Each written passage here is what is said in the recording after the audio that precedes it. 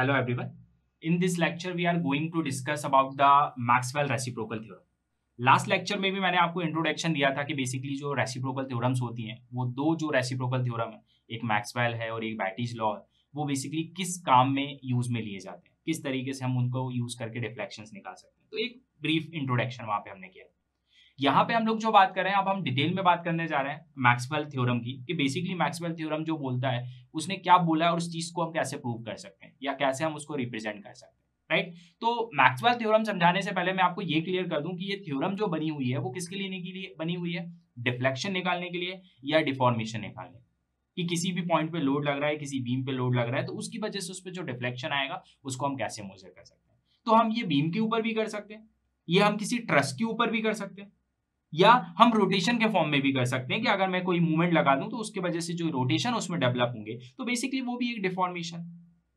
तो ये जो मेथड है, चाहे हम रोटेशन की बात करें, हम बीम के ऊपर बात करें या हम ट्रस के ऊपर बात करें, कहीं पर भी अगर हमें डिफ्लेक्शन या डिफॉर्मेशन निकालनी है तो हम इस मेथड की बात करते हैं, मैक्सवेल रेसिप्रोकल थ्योरम की बात करते हैं, राइट। अब इस चीज को प्रूव करने के लिए बेसिकली मैक्सवेल ने क्या कहा, तो अगर मैं इसको प्रॉपर तरीके से डिफाइन करूं तो मैक्सवेल ने क्या बोला था, इसने बोला था कि डिस्प्लेसमेंट एट पॉइंट ए, कोई बीम है उसका ए पॉइंट है, तो displacement at point A due to the load at point B, कोई सेकंड पॉइंट बी है उसके ऊपर जो लोड बी पे लगा हुआ है उसकी वजह से जो ए पे डिस्प्लेसमेंट आता है, same as displacement of point B due to the same load acting at point ए।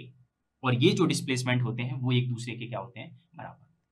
तो अब उसको किस तरीके से प्रूव करेंगे, तो उसके लिए मैं क्या करता हूं, सबसे पहले फर्स्ट पॉइंट पे हम सबसे पहले बीम के ऊपर इसको करके देखते हैं, ड्राइव करके देखते हैं। तो बीम के लिए अपन क्या करेंगे, एक सिंपली सपोर्टेड अपन बीम ले लेते हैं पहले। ये मैंने एक बीम ले लिया। उसके बाद क्या किया मैंने आपसे ये बोला कि यहां पे इस सपोर्ट से कुछ डिस्टेंस पे एक पॉइंट ले लीजिए, उस पॉइंट को आप क्या बोलिए, ए बोलिए। इसी तरीके से इस सपोर्ट से भी कुछ डिस्टेंस पे एक और पॉइंट ले लीजिए, उस पॉइंट को आप क्या बोलिए, बी बोलिए, जो यहां से और वहां से इक्वल डिस्टेंस पे, ठीक। उसके बाद आप क्या करिए, आप सबसे पहले बी के ऊपर लोड लगाइए, बी पॉइंट के ऊपर एक लोड लगाइए, इस लोड को अपन क्या बोल रहे हैं, पी बोल रहे हैं। तो अब जब ये पी लोड लगेगा तो बीम आपका डिफ्लेक्ट होगा, तो ये बीम को मैं डिफ्लेक्ट कर देता हूं। तो अब इस लोड पी की वजह से डिफ्लेक्शन आएगा, एक तो इस पॉइंट के नीचे आएगा, बी पॉइंट के नीचे, तो डिफ्लेक्शन को मैं यहां डेल से रिप्रेजेंट कर रहा हूं। तो डिफ्लेक्शन हो गया डेल, किस पॉइंट की बात कर रहा हूं मैं, बी पॉइंट की, तो बी, और लोड भी अभी कहां लगा है, बी पे, तो बी। इसका मतलब यहां का जो डिफ्लेक्शन मेजर होगा वो कैसे होगा, डेल बी बी, डेल मतलब डिफ्लेक्शन, बी पॉइंट पे ही लगा है इसलिए बी, और लोड भी बी पे लगा है इसका मतलब बी। लेकिन अगर मैं अब इस ए पॉइंट पे डिफ्लेक्शन देखता हूं उस लोड की वजह से, तो डिफ्लेक्शन हो गया डेल, बट किस पॉइंट पे आया डिफ्लेक्शन, ए पे, तो ए, बट लोड कहां पे लगा है, बी पे, सो बी। इसका मतलब यहां पे जो डिफ्लेक्शन होगा वो क्या होगा, डेल ए बी। डेल मतलब डिफ्लेक्शन, ए पॉइंट की बात कर रहा हूं इसलिए ए, बट जो लोड एक्ट कर रहा है वो कहां पे कर रहा है, बी पे, इसलिए यहां पे भी आया, ठीक। तो सबसे पहले मैंने बी पे लोड लगा के ये रिफ्लेक्शन को मेजर किया। अब मैं सेकंड पॉइंट में क्या करूंगा, वापस से एक बीम कंसीडर करूंगा, वापस से एक मैं सेम बीम कंसीडर कर देता हूं, सिंपली सपोर्टेड बीम फिर से मैंने ले लिया। इसमें भी सेम, मैं यहां से एक डिस्टेंस पे एक पॉइंट लेता हूं, यहां से एक डिस्टेंस पे पॉइंट लेता हूं, इस पॉइंट को मैंने ए बोल दिया, इस पॉइंट को मैंने बी बोल दिया। अब मैं क्या कर रहा हूं, यहां पे लोड लगा रहा हूं ए पॉइंट पे, इससे पहले मैंने कहां पे लोड लगाया था, बी पे लोड लगाया था।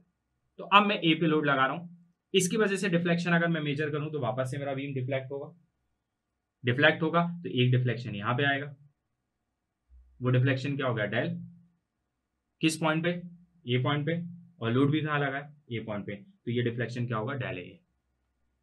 इसी तरीके से अगर मैं आपसे बोलूं बी पे मुझे डिफ्लेक्शन बताइए, तो डिफ्लेक्शन क्या होगा, डेल, किस पॉइंट पे डिफ्लेक्शन पूछ रहा हूं मैं आपसे, बी पॉइंट पे, लोड कहां पे लगा हुआ है, ए पॉइंट पे, तो ये हो जाएगा डेल बी। और according to Maxwell reciprocal theorem वो क्या बोलता है कि जो आपका डेल ए बी होता है, अकॉर्डिंग टू मैक्सवेल की अगर मैं बात करूं तो वो क्या होता है, वो बोलता है कि डेल ए बी जो होता है वो किसके बराबर होता है, डेल बी ए के बराबर होता है। ये आपको प्रूव करना है। मतलब जब इस पे लोड लगा तो इस पे जो डिफ्लेक्शन आया, और फिर जो इस पे लोड लगा इस पे जो डिफ्लेक्शन आया, ये दोनों डिफ्लेक्शन आपस में क्या होंगे, बराबर। तो अब मैंने बोला कि सबसे पहले मैंने ये कंडीशन सेट करी, उसके बाद हम लोग क्या करेंगे, उसके बाद हम लोग आगे जाते हैं इस चीज को प्रूव करने के लिए। अब क्या करेंगे हम, आप इसको ट्रस पे भी अप्लाई कर सकते हो, रोटेशन के लिए आप लोग इसमें कपल लगा के या मूवमेंट लगा के रोटेशन के फॉर्म में भी निकाल सकते हैं। तो हो सकता है कई जगह आपको ये रोटेशन के फॉर्म में मिले, कहीं आपको बीम की जगह यहाँ पे ट्रस बना दे और ट्रस के ऊपर इस तरीके से रिफ्लेक्शन निकाले, तो आप उसको भी ले सकते हो। अपन इसके ऊपर बीम के ऊपर बात करें, राइट। अब इसके बाद क्या करते हैं, हम सीधा इसका वर्क डन निकाल लेते हैं। Work done by load P, right. Work done by load P निकाल लेते हैं। और किस में निकालते हैं, सबसे पहले इसको बोल देते हैं, ये आपका जो फिगर है फर्स्ट है और ये वाला जो है सेकंड फिगर। अपन अभी बात कर रहे हैं फिगर फर्स्ट की, फर्स्ट डायग्राम की बात कर रहे हैं। तो फर्स्ट डायग्राम में अगर मैं वर्क डन निकालूं W, तो कितना हो जाएगा, इसमें मुझे वर्क डन निकालना है। वर्क डन क्या होता है, वर्क डन हमेशा लोड के नीचे ही निकलता है। जहां पे लोड नहीं होता है, मतलब लोड की वैल्यू क्या हो गई 0, तो वर्क डन भी क्या हो जाएगा 0।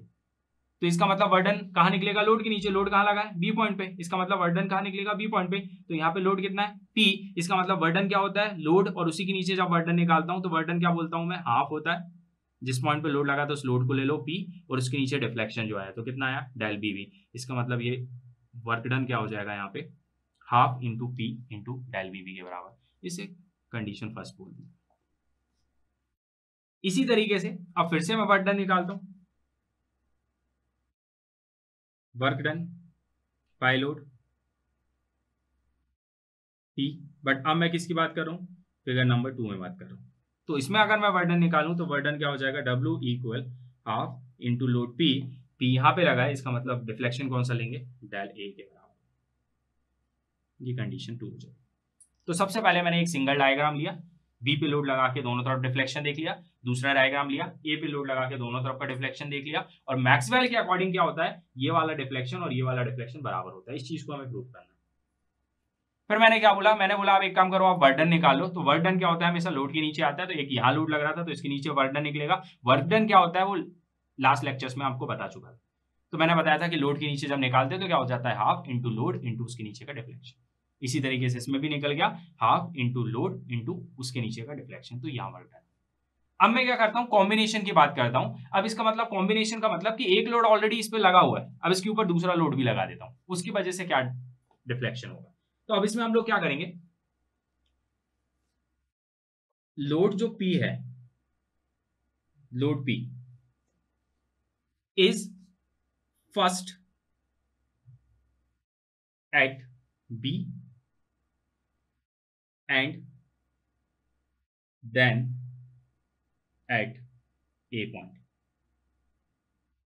इसका मतलब क्या करना है, लोड जो P है इसको फर्स्ट आपको किस पे अप्लाई करना है, B पे। B पे अप्लाई कर दिया, उसको छोड़ दिया।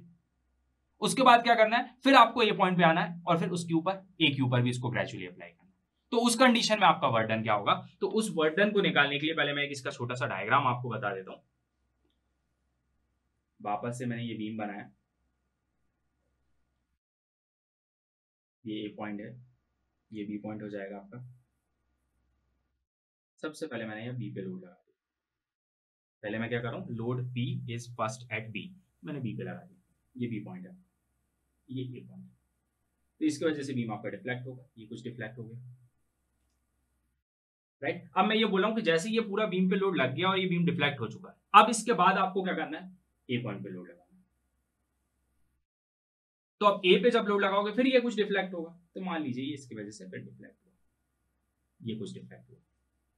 उस कंडीशन में डिफ्लेक्शन यहाँ पे मेजर कर लीजिए और यहाँ पे डिफ्लेक्शन मेजर कर लीजिए, राइट। जो अब पहले आपने इस पे लगा के और फिर इसके बाद इस पे लगाया है, तो जो डिफ्लेक्शन आएंगे वो डिफ्लेक्शन मेजर हो जाएंगे। तो इसकी वजह से जो वर्क डन होगा ना,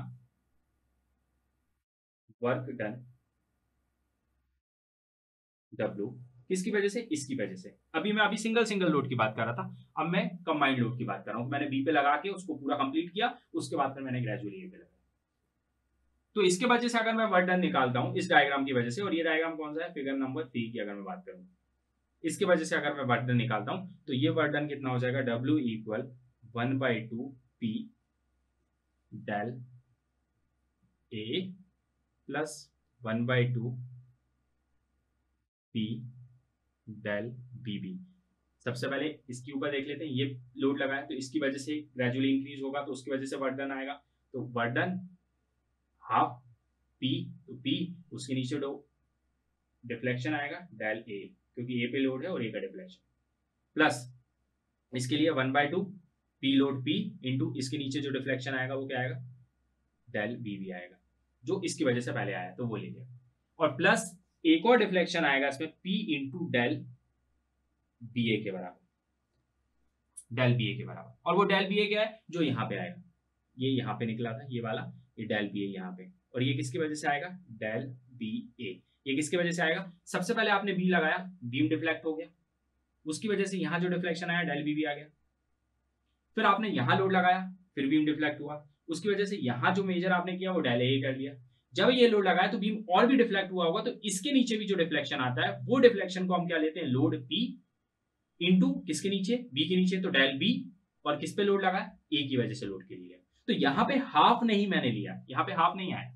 क्यों नहीं आया हाफ, क्योंकि यहाँ पे जो लोड मैं यहाँ पे ले रहा हूं ये ऑलरेडी पहले लगा था, जो कि अपना ऑलमोस्ट 100% दे चुका था, क्योंकि जब हम ग्रेजुअली अप्लाई करते हैं लोड को तो उसको हम 0 टू मैक्सिमम लेके जाते हैं, वहां पे हाफ लेते हैं, तो पहले मैंने सबसे पहले जब मैंने इसको डेल बीबी के साथ लिया, जब मैंने इसको ग्रेजुअली अप्लाई किया था इसलिए हाफ के साथ में लिया, इसको डेल ए के साथ लिया तो इसको मैंने ग्रेजुअली अप्लाई किया था इसलिए मैंने डेल ए के साथ लिया, लेकिन जब मैंने बोला कि ये भी लग गया और ये भी लग गया, उसके बाद यहाँ पे डिफ्लेक्शन देख रहा हूं, तो मतलब इसके नीचे देख रहा हूं, तो ये तो अपने 100% पे है ना, तो ये ग्रेजुअली अप्लाई नहीं हो रहा है, ये पहले से लगा हुआ है, तो लोड एज इट इज रहेगा, सिर्फ यहाँ पे डिफ्लेक्शन मेजर होगा, वो कौन सा होगा, डेल बी, और लोड कहाँ लगा है, ए पे लगा, इसलिए डेल बी पॉइंट का डिफ्लेक्शन है, बट लोड कौन सा लिया हुआ, ए की वजह से। इतनी बात क्लियर है, तो कभी भी यहाँ पे जो लगा है ना, यहाँ पे जो वर्क डन का केस नंबर 2 लग गया, केस नंबर 2 वर्क डन मैंने आप लोगों को बताया था, पुराना लेक्चर मेरा चेक करिएगा तो वहां से मिल जाएगा आपको। केस नंबर 1 मतलब 1/2 डेल इंटू मैंने बताया था डिफ्लेक्शन, और केस नंबर 2 अलग बताया था जिसमें आप लोग सीधा क्या करते हैं, जब दूसरा लोड कहीं और लगा हो और डिफ्लेक्शन कहीं और देख रहे हो तो उस कंडीशन में आप लेते हैं लोड इंटू डिफ्लेक्शन लेते हैं, ये केस नंबर 2 है वर्क डन।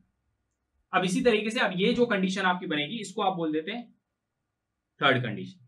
अब इसी तरीके से फोर्थ कंडीशन, जैसे इसमें मैंने पहले बी पे लगा के फिर ए पे लगाया, अब हम लोग क्या करेंगे फोर्थ कंडीशन में, वापस से हम एक और डायग्राम बनाते हैं, सिंपली सपोर्टेड बीम हमने यहाँ बनाया, यहाँ पे ये पॉइंट है, यहाँ पे ये बी पॉइंट है, सबसे पहले यहाँ लोड लगाया बी जिसकी वजह से बीम डिफ्लेक्ट हुआ, यहाँ पे जो डिफ्लेक्शन आया वो डेल ए आ गया, राइट, और उसके बाद मैंने यहाँ पे लोड लगाया वापस से बी, इसके बाद बीम तो कुछ और डिफ्लेक्ट हुआ, तो जब लोड यहाँ पे लगेगा तो एक डिफ्लेक्शन यहाँ पे भी आएगा डेल बी बी, लेकिन ये जो एक्स्ट्रा डिफ्लेक्शन यहाँ पे आएगा इस पे जो मेजर करूंगा वो क्या आएगा, डेल किस पॉइंट पे आएगा, ए पे, लोड बाद में किस पे लगा है, बी पे, बी की वजह से, राइट। तो अब इसके ऊपर अगर मैं वर्क डन निकालता हूं,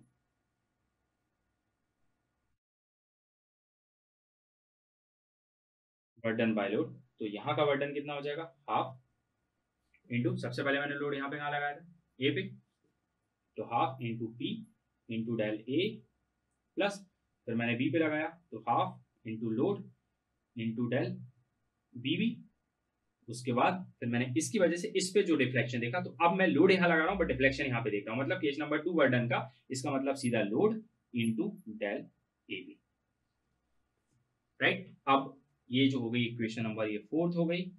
now equating equation number 3rd and 4th, दोनों को इक्वेट कर दीजिए, बिकॉज दोनों पे हमने जो है कंडीशन ली है वो सेम लोडिंग ली है, सेम लोडिंग के बेसिस पे हमने फॉलो किया, मतलब दोनों क्या होंगे, बराबर होंगे, तो बराबर होंगे, तो इसका मतलब इक्वेशन नंबर आपके पास 3 थी, वो थी half load del A A plus half P del B B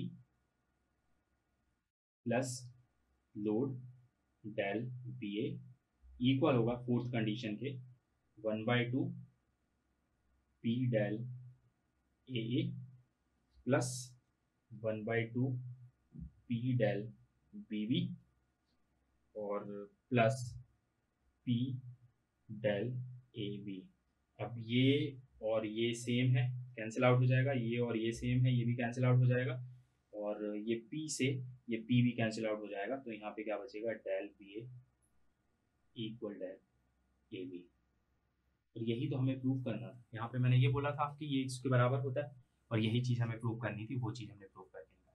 that mean कि जो मैक्सवेल है उसने ये बोला है कि 2 लोड सिस्टम यहाँ पे अपन ने लिए हैं, पहला लोड अपन ने यहाँ लगाया, उसकी वजह से यहाँ जो डिफ्लेक्शन आएगा, और यहाँ जो लोड लगाया उसकी वजह से यहाँ जो डिफ्लेक्शन आएगा, वो दोनों एक दूसरे के होंगे, बराबर होंगे। किस तरीके से आपको प्रूव करना है वो मैंने बताया। तो इस तरीके से आप इनको प्रूव करते हैं, और आगे जो भी हम इसकी एप्लीकेशंस यूज करेंगे तो उसमें किस तरीके से हम इसको अप्लाई करेंगे वो बात करेंगे हम लोग नेक्स्ट लेक्चर में।